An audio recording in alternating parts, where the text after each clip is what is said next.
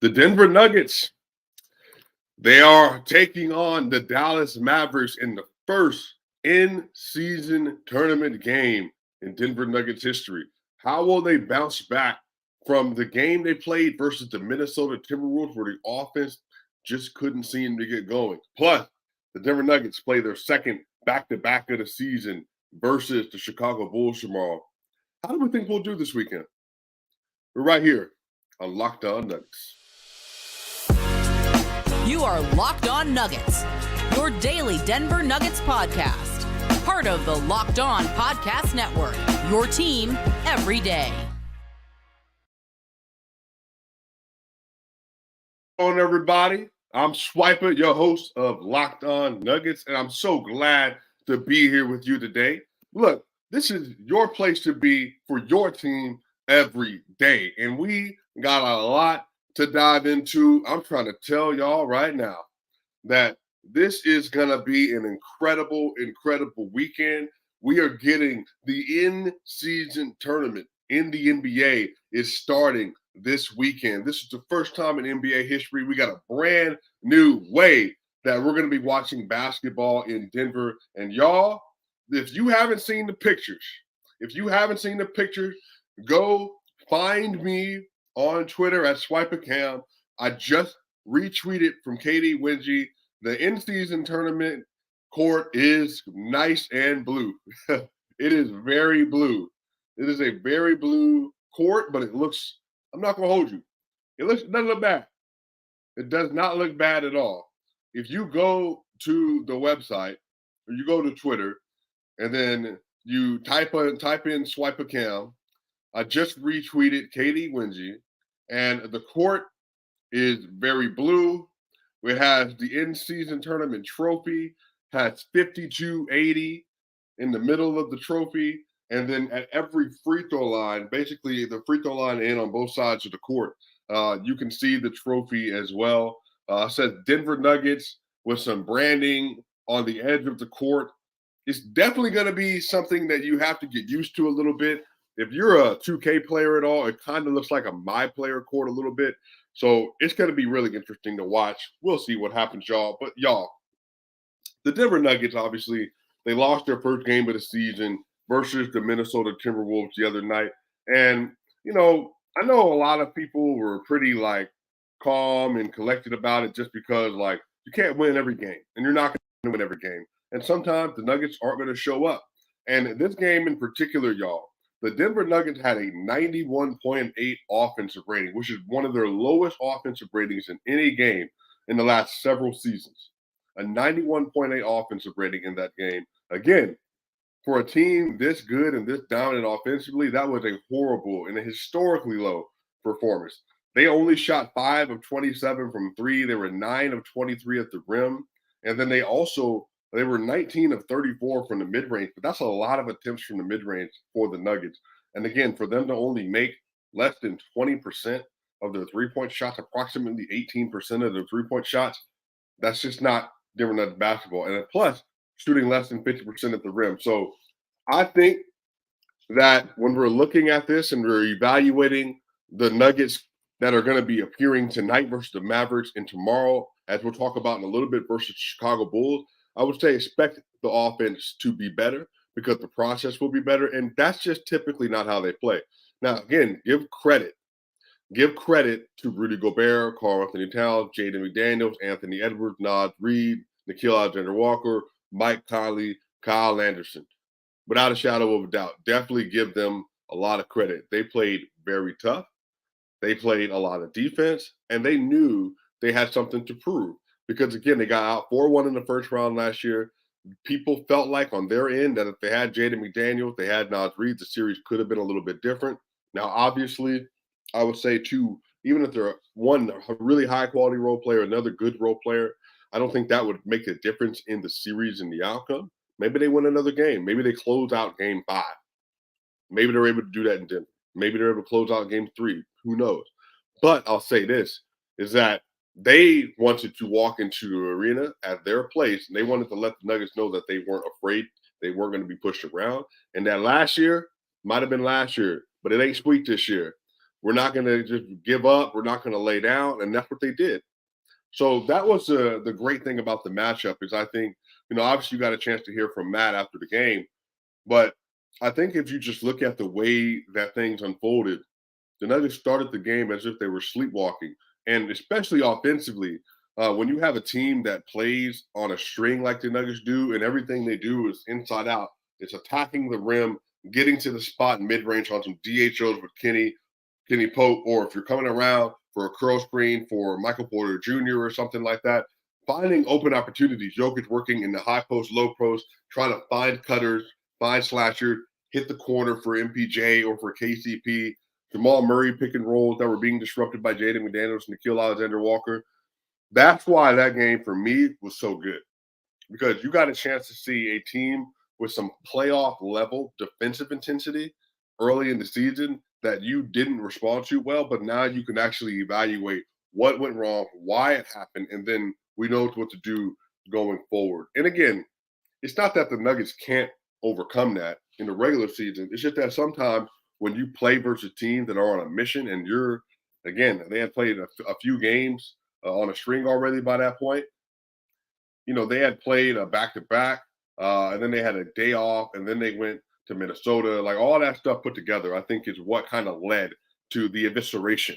Not to say Minnesota can't beat the Nuggets when they're at their best. I think they can.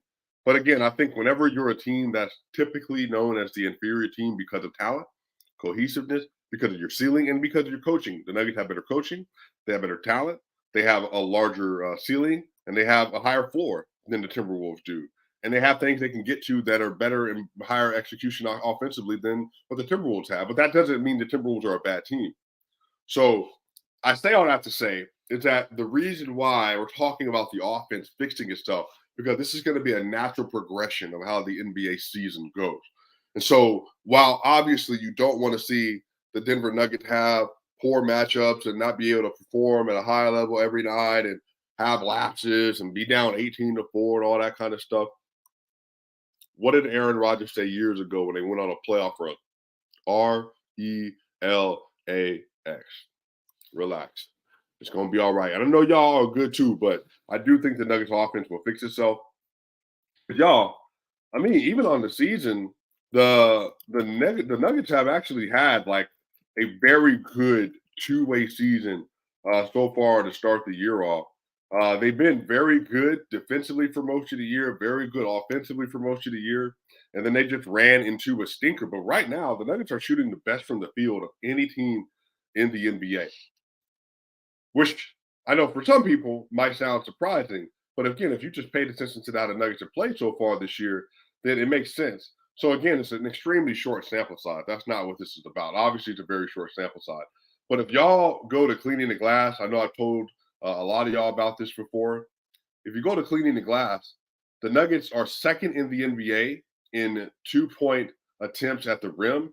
And the only team ahead of them is the Pistons, and they played one more game in them. So they have the Pistons lead them in 2-point attempt by one. The 2 points made, rather. So the second in 2 points made this season. But the Nuggets are shooting 60.1% from two to start the year off. 60.1% from two. That's asinine. That's asinine. On the year, the Denver Nuggets currently have a 113 offensive rating. Again, dropped significantly after the Minnesota Timberwolves game. Defensively, 105.3 defensive rating. Now, they played the Wolves, the Lakers, OKC, very good offense. Obviously, they played the Memphis Grizzlies, not a good offense. So it's not that they played in Utah.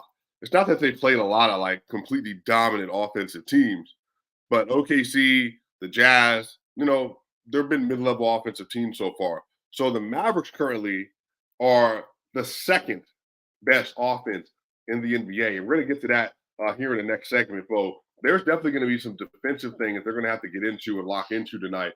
But if you just look at the way the Nuggets are performing on the year, again, they're shooting a very high level from two at 60.1%. And then on the other end of this, they're shooting 74% at the rim, They're shooting 58.5% from 3 to 10, so that floater range area. They're shooting about from the initial mid-range area, 41.9%, and they're shooting 34% from 3. So again, that 34% from 3 is very low because now they had that stinker versus Minnesota. So when I say the offense is going to fix itself, the process is going to fix itself because that's how the Nuggets always operate. Their shot making is the best in the NBA basically when it matters most, but it's going to be the process that helps them to get back to where they want to go. So y'all, in segment 2, we're going to talk about the Jokic versus Luka matchup, the in-season tournament starting today, and how the Denver Nuggets will defend the Dallas Mavericks and take advantage of their not so great defense. But we'll be right back on Locked On Nuggets. So, basketball season is here. With PrizePicks, you can now pick a combo of projections across football and basketball from the Specials League, a league created specifically for combo projection that includes 2 or more players from different sports or leagues. For example, LeBron James plus Travis Kelce at 10.5 combo of 3 points made and reception. You want to play alongside some of PrizePicks' favorite players like rapper Meek Mills and comedian Andrew Schultz. You can find community plays under the promo tab of the app to view entries from some of the biggest names in the PrizePicks community each week. PrizePicks even offers a reboot policy so that your entries stay in play even if one of your players get injured. For football and basketball games, if you have a player who exits in the game in the first half, so it does not return in the second, the player is rebooted. PrizePicks is the only daily fantasy sports platform with an injury insurance policy. Now, I love using PrizePicks. Y'all know I'm big into fantasy, so this is something I love to tap into myself.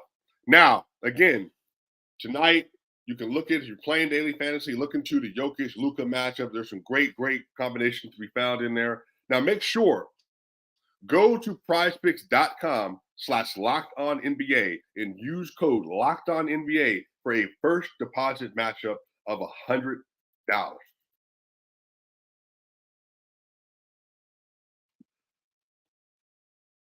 So we're back for segment 2 here at Locked On Nuggets, and y'all, yes, sir. I can't wait. I cannot wait. This is always one of the best matchups of the season. Always one of the best matchups. You get the Balkan showdown between Nikola Jokic and Luka Doncic. And right now, ostensibly, it looks like that the Mavericks are going to have a pretty loaded roster that's going to be coming into this game. And so if I'm checking the Mavericks player report right now, it looks like Jason Kidd is going to be out, head coach of the Dallas Mavericks, because of an illness.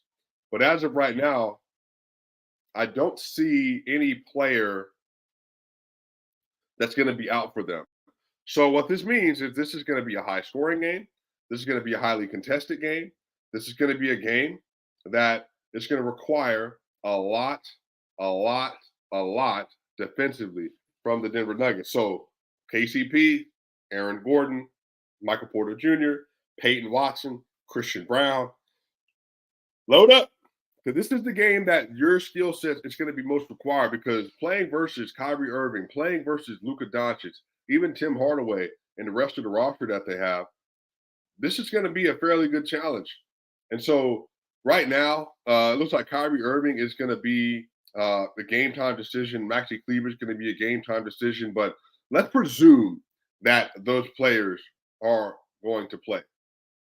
So right now, as I stated earlier, the Dallas Mavericks currently have the second best offense in the NBA.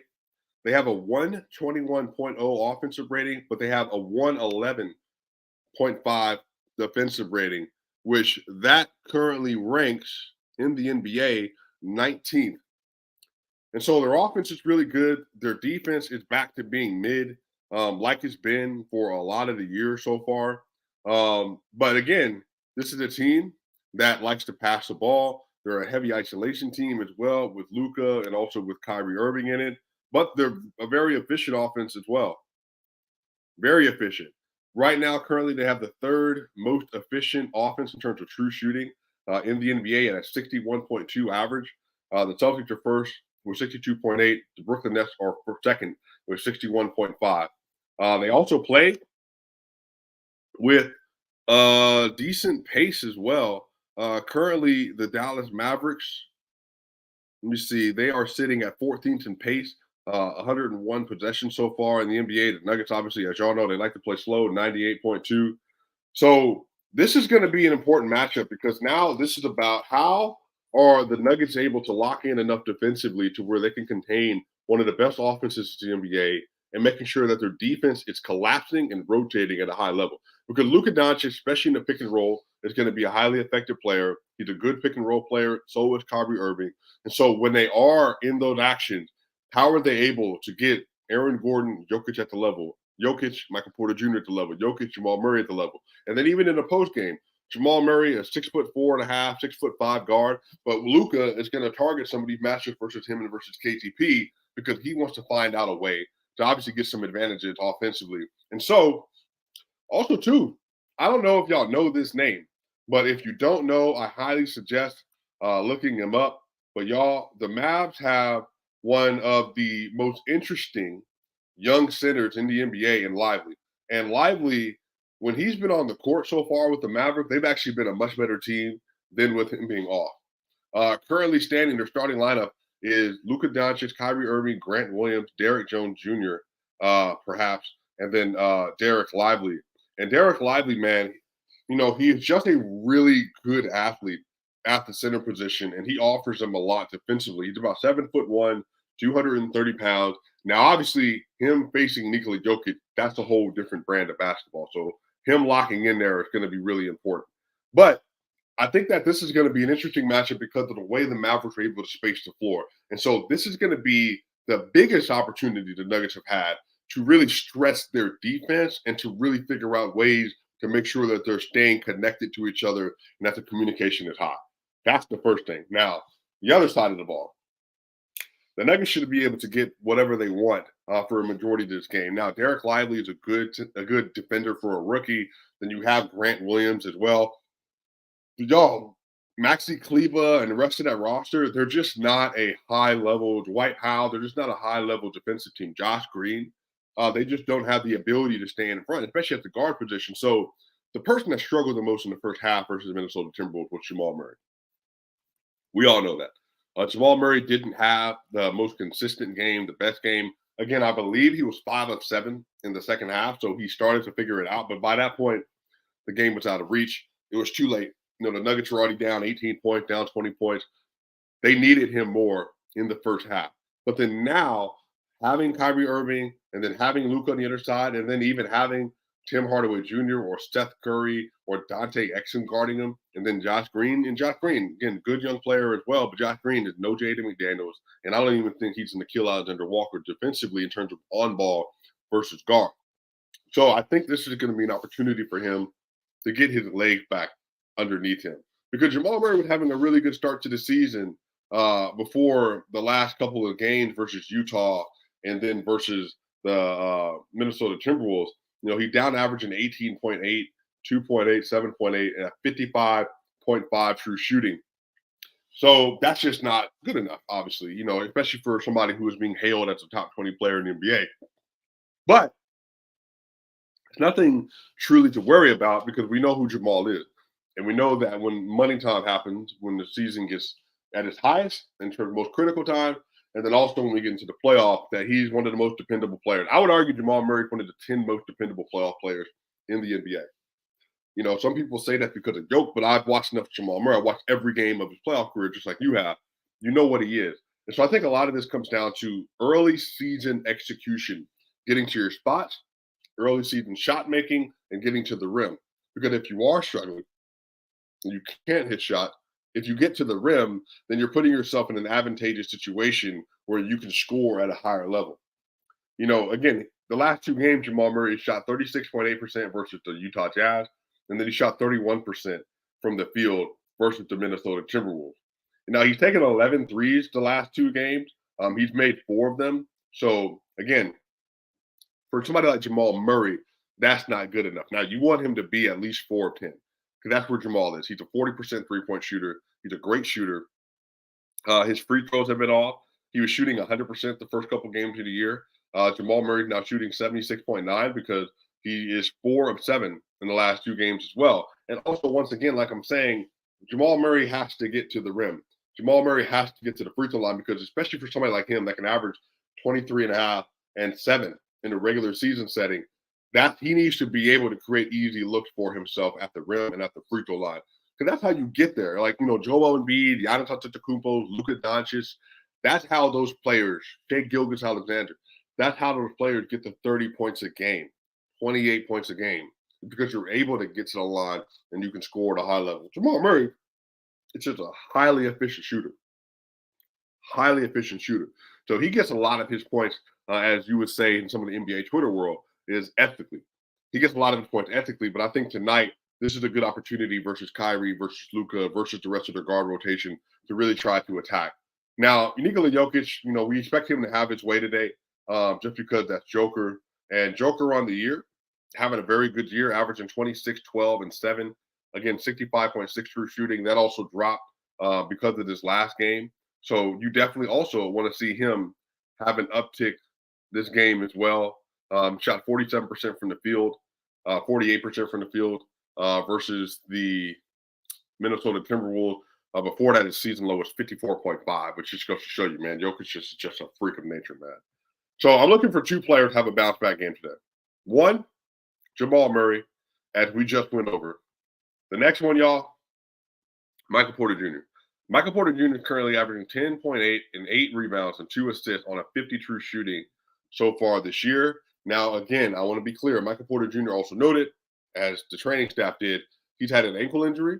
His ankle injury has obviously affected him, and this ankle injury also has been serious enough to where he said this is something that he'd had to adjust his game in order to deal with. So as he gets healthier and as he's able to feel from the foot down through the shot, his shot will continue to get better as well.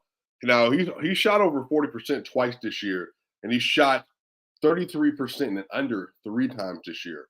So, again, a lot of that is a function of mechanics, that if your mechanic feels off from your base, then that affects your shot. And then even mentally, you can start to rethink how you're shooting, and that can start to cause you to press a little bit. So, Michael, as he gets healthier, and this weekend and this week especially, because they have a string of games coming up, 4 games in 6 nights they have coming up here soon. I think this is a great opportunity for Jamal Murray and Michael Porter Jr. to pick it up. So y'all know I like to give y'all some lead-ins on what. Shout out to you. Shout out to you, Snow Wolf. Said he got 3rd row seats tonight, y'all. If anybody else is going to the game, let me know. Especially y'all, when I'm in town, when I'm in Denver, definitely want to meet, talk, something like that. I would love to meet some of y'all because I know y'all are diehard. Y'all been around for years. Some of y'all are new fans as well, either or. I would definitely love to meet y'all. But y'all, prediction for the score tonight. Bounce back game for the Nuggets. I'm saying the Denver Nuggets win tonight's game 118 to 111. 118 to 111 win for the Denver Nuggets. Jamal Murray has a better game. Michael Porter Jr. has a better game. Spot-up shooting especially. 15-plus points for Michael Porter Jr. And I would say a 24 and 8. 24 and 8. I go 24 and 8 for Jamal Murray. 24 points, 8 rebounds for Jamal Murray, 15-plus points for Michael Porter Jr. And I think Nikola Jokic is in triple-double watch tonight. But y'all, segment 3, we're going to talk about the Nuggets versus the Bulls because they play on Saturday in a back-to-back. And then we're going to talk about how that matchup could go and what to be looking for here on segment 3. We'll be right back on Locked On Nuggets. So y'all, make sure you tap into the NFL season right now with FanDuel. New customers can get $150 in bonus bets with any winning $5 money bet line. Now, that's $150. $150 with any winning $5 money line bet. Now, if you've been thinking about joining FanDuel, there's no better time to get in on the action. The app is so easy to use. There's a wide range of betting options, including spreads, player props, over-under, and more. So make sure you visit FanDuel/LockedOn and get ready to kick off this NFL season and tap in with FanDuel. So, y'all, we are back with segment 3 here at Locked On Nuggets. And, y'all, this has been a great show so far. We got a lot more to tap into because we got to talk about the Denver Nuggets versus the Chicago Bulls. Man, I don't know about y'all. I used to be a huge Bulls fan back in the day. Everybody used to love watching Michael Jordan. Anyway, y'all.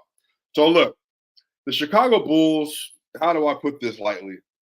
They're in a bit of a mess. The Chicago Bulls are in a bit of a mess. Now, the Bulls on the season have a negative net rating in 5 games of a minus 7.2. Their offense is bad, a 105.6. Their defense is also bad at 112.8 rating. A 112.8 puts the Bulls squarely at the 21st best defense in the NBA, and their offense is the 25th worst in the NBA. This team does not have a lot going for it right now. The DeMar DeRozan, Zach LaVine, and the Patrick Williams, Nikola Vucevic, like Kobe White, that team is just not getting it done. And this team has been in talks now for the last couple of seasons about who can we trade, who can we give up, and Zach LaVine might be on the move. You know, I said on Twitter that when the Philly got recouped all those assets for James Harden, that Zach LaVine is a player that you can project might be available in the trade deadline. But I would say that this team coming into Denver, the last time they came into Denver, they won in that March game that the Denver Nuggets had versus them, and they couldn't stop anybody. But again, obviously, it's not that time. But again, I predict that the Dallas Maverick game versus the Nuggets, I think the Nuggets are going to get a win 118-111. I think this game at home, setting the tone for the season. And again, especially in the Western Conference, the more wins you pick up early, because I think it's going to be such a dogfight, the more wins the Nuggets pick up early, then the more they don't have to worry about March when it comes around, if you can take care of these matchups. So this is a game that the Denver Nuggets should win because, again, it's not that the Bulls are not a respectable team. DeRozan, LaVine, Patrick Williams, Caruso, Nikola Vucevic, they're all good players. They're already good players. So a lot of this is how will they execute? And after coming off the Dallas Mavericks game on a back-to-back, especially if they get a win versus Dallas, carrying that momentum into the Bulls, you want to make sure you're securing home floor. Securing home floor is very important, and you want to make sure that you're protecting that. And so early in the season, I do expect them to come out with a level of intensity to be able to deal with that team. Now, DeMar DeRozan on the year is averaging 21.8, 3.4, and 4 assists, 43% from the field, not super efficient. Zach LaVine's averaging 24, 4, and 1. Not a lot of playmaking. He's also shooting 40% from the field as well. Patrick Williams is shooting 26.7% from the field, 4 points a game. Vooch is shooting 48% from the field. He's averaging 15.8 and 12 rebounds, so a good double-double guy. Kobe White on the season is averaging 9.8, 3, and 4 on 31% from the field. Yeah, man, their offense just isn't great. Caruso's averaging 52% from the field on 7, 5.6, and 2.6. So, again, that's definitely a player, especially defensively. Jamal Murray's looking out for that matchup. But, yeah, man, this team, it's just not a team of shooters. They're not efficient. And even if I pull up the Bulls here, their offense is, like I said, isn't great. Neither is their defense. But on the year, y'all, the Chicago Bulls have a 51.9% true shooting. A 51.9% true shooting. And they have an assist percentage of 49.7. And y'all, that's the worst in the NBA. So, like, they're not even passing the ball, which means they're probably a heavy isolation team. They're an inefficient isolation spot-up team. So, this is absolutely a crew of players the Denver Nuggets can contain. But again, it's about executing on their side. And I think taking advantage of these matchups, especially in the pick and roll. If they're going to put Kobe White or LaVine, for that matter, onto Jamal Murray, and then using a pick and roll with Joker versus Vooch, you know, that's an easy matchup. And then spot up, DeMar DeRozan is not a good defender. Zach LaVine is not a good defender. Kobe White is not necessarily a right at home. Tell everybody about a defender. You know, he can put in good effort in here and there. And then Patrick Williams is. Patrick Williams is a good defender. He's also not a good offensive player right now. So another game that the Denver Nuggets should get. So the Nuggets should go 2-0 over the course of this back-to-back versus the Mavericks, then versus the Bulls. They need to get their net rating back up. The Denver Nuggets dropped precipitously after that loss to the Minnesota Timberwolves. They can get their shooting efficiency back up. Both of these games, they're going to have opportunities versus not great defenses. Like I said, on the year, Dallas Mavericks have the 19th ranked defense so far. And then the Chicago Bulls, let me see, the Bulls are at 21. So 19 and 21. Both of these defenses can be had. Their Nuggets are bigger than both of these teams. I want to see them get on the glass and win the rebounding battle. That should be the expectation. Jamal Murray bounced back both of these games, and Michael Porter Jr. has an opportunity, especially tonight, to bounce back in both of these games, y'all. But that's going to do it here for Locked On Nuggets with your host, Swiper. Make sure y'all tap in. We will have another episode coming out this weekend, potentially tomorrow, but definitely Sunday night, Monday morning, as we recap the weekend and the Denver Nuggets back-to-back. Y'all, make sure y'all like, subscribe, and share with the Locked On Network so that way you can tap into your team every day. I'll see y'all on the other side.